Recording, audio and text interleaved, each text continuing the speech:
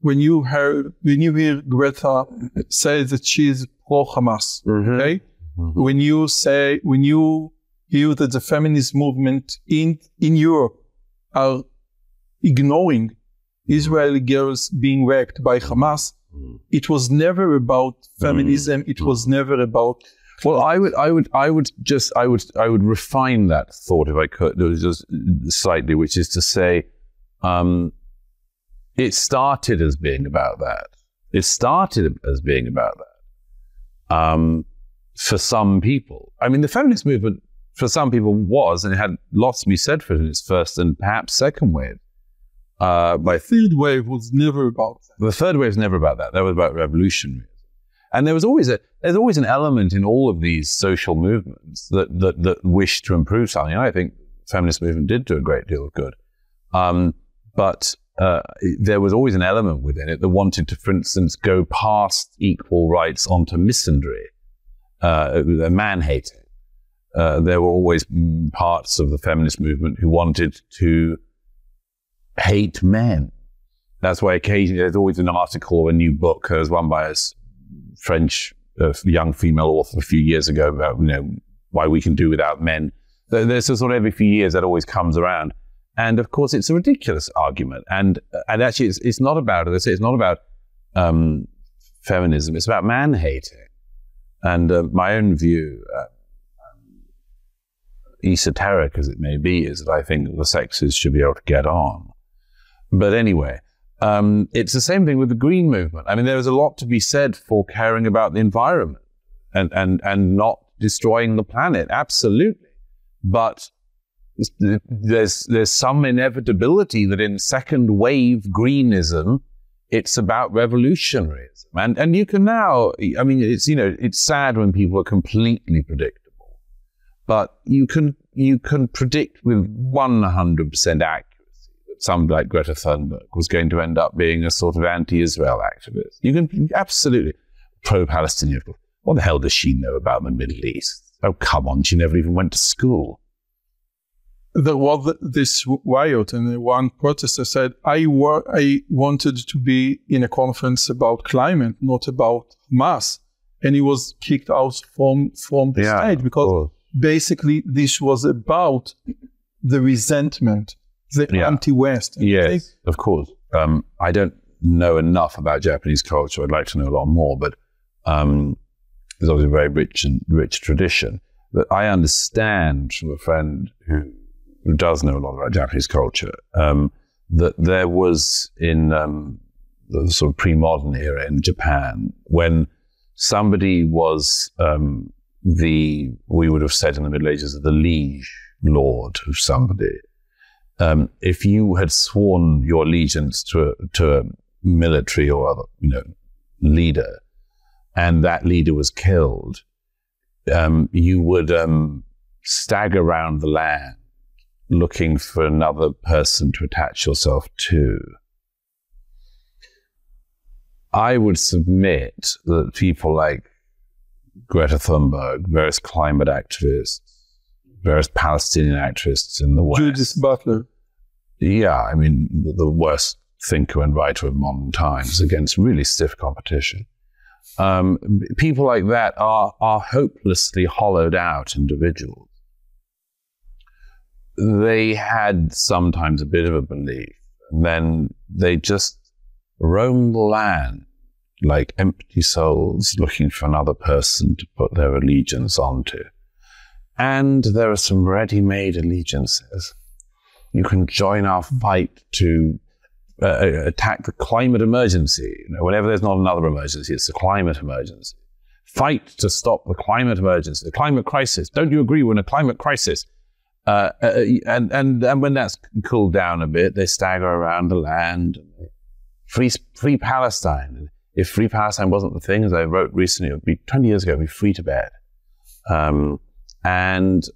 So you can, these are lost souls looking for meaning. And in a way, one should pity them, except that they're so incredibly unpleasant. Yes. And the effects of their stupidity are so appalling. But again, those leaders are always against West. Yes. Well, that's the underlying thing. I mean, you mentioned Nietzsche's work on resentment and the genealogy of morals. And of course, as I often say, Nietzsche in general, but that book in particular has to be approached very carefully, because of course it's also an anti-Christian text, of course, because of Nietzsche's special problems with Christianity, which he believed had introduced a sort of form of victimhood, of course. And I think he's a very stimulating, like all of Nietzsche's, a very stimulating critique, and I don't entirely agree with it. But on resentment, he was one of the great thinkers and prophets. A prophet, really, yes. And he did have. I mean, he was. I was reading Ecce Homo recently, his last book before he goes into madness, and I mean it is. I read it first 25 years ago, and I had no idea what it was about. And this time I was like, oh, I see. It's a terrifying work. I mean, terrifying not least in its simple, unbelievable searingness.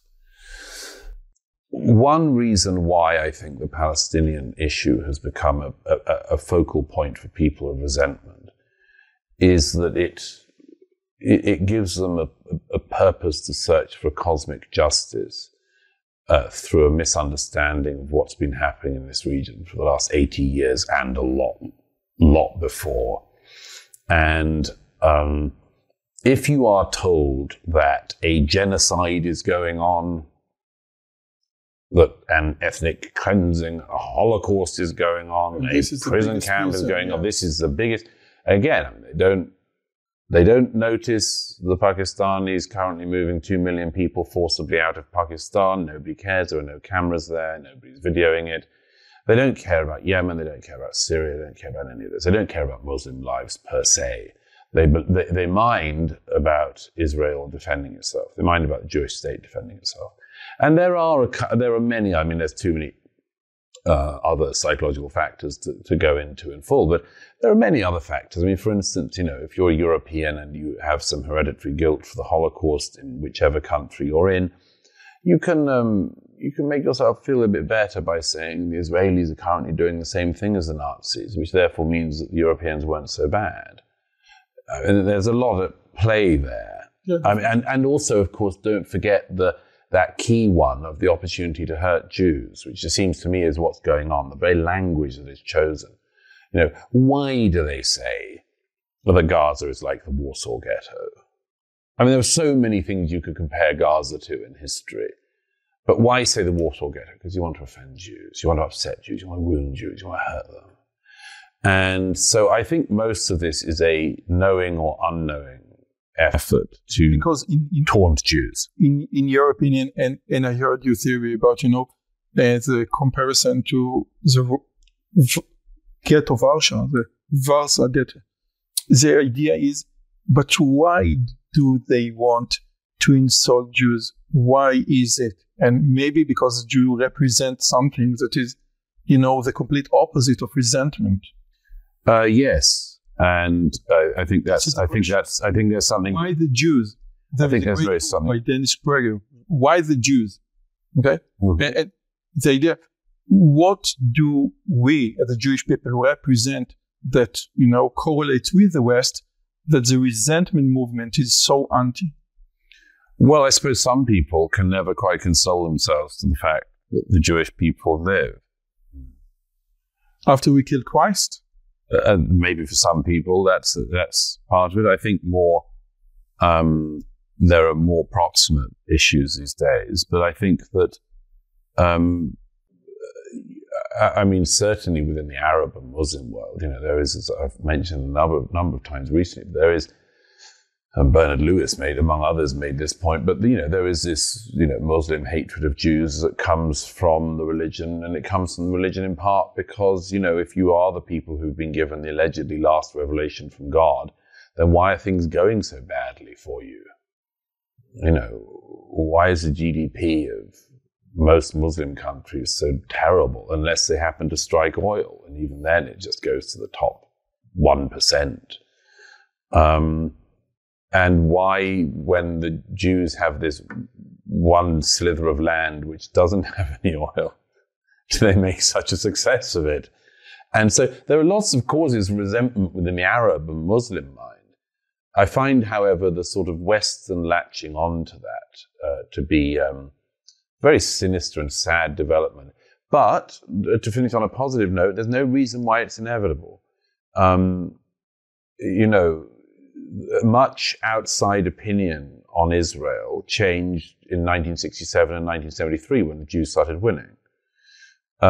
But plenty of leftists were on board the whole way with Israel. All the people who visited kibbutzes and came and worked for 6 months on kibbutz in the 50s and 60s.